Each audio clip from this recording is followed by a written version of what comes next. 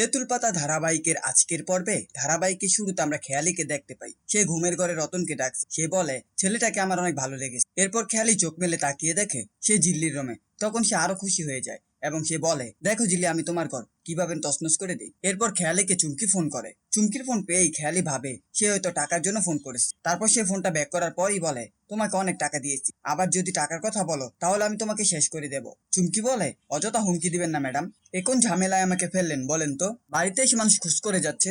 এরপর চুমকি খেয়ালিকে সব ঘটনা খুলে বলে। এতে খেয়ালি বুঝতে পারে এটা ঝিল্লির কাজ, তাই সে চুমকিকে বলে, তুমি আন্ডারগ্রাউন্ড হয়ে যাও। এরপর খেয়ালি বলতে থাকে, এত কিছু কি করে হলো ঝিল্লি, তুমি তো আমার কিছুই করতে পারবে না। পরবর্তী সিনে আমাদের ঋষির মাকে দেখানো হয়। তিনি খেয়ালির জন্য জুস নিয়ে খেয়ালির ঘরের দিকে যাচ্ছিলেন। তখন রঞ্জু এসে বলে, তুমি বানাতে গেলে কেন? আমি তো বানাতাম। ঋষির মা বলে, তুমি তো কাল থেকে অনেক কাজ করেছো, তাই আমি এটা বানিয়ে নিলাম।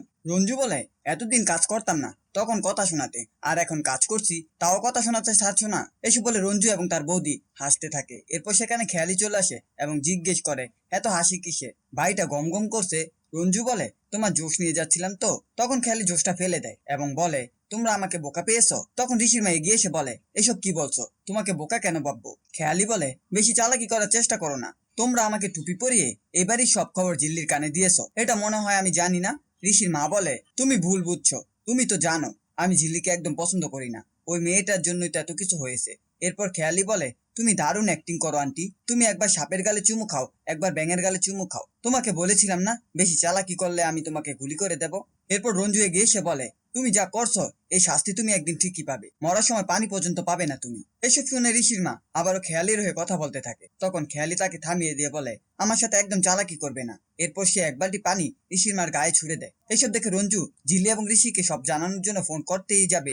তখন খেয়ালি সেই ফোন নিয়ে নেয় এবং বলে, এবারই কোনো খবর কেউ পাবে না। এরপর ঋষির মাকে উদ্দেশ্য করে বলে, আজকে সারাদিন এইভাবে দাঁড়িয়ে থাকবে তুমি। পরবর্তী সিনে আমাদের অমিতের বাড়িতে দেখানো হয়। সেখানে ঝিল্লি সকলকে বলে, একবার তেঁতুল পাতা ফোন করে দেখা উচিত আন্টি এবং সিরিয়াল পিসি কেমন আছে। ঋষি বলে, আমার মতো এখন ফোন না করাই ভালো, কারণ ওখানে খেয়ালি আছে। তখন ঝিল্লি বলে, আমি যে কথাটাই বলবো ওনাকে সেখানেই না করতে হবে। এভাবে ওদের দুজনের মধ্যে আবার ঝগড়া লেগে যায়। তখন রিঙ্কি গিয়ে কোনো রকমের ঝগড়াটা থামিয়ে দেয়। পরবর্তী সিনে আমাদের আবার তেঁতুল পাতায় দেখানো হয়। সেখানে ঋষির মা দীর্ঘক্ষণ বেজে অবস্থায় থেকে অসুস্থ বোধ করছিল, যা দেখে রঞ্জু সাহায্য করতে গেলে খেয়ালি রঞ্জুর মাথায় পিস্তল ধরে।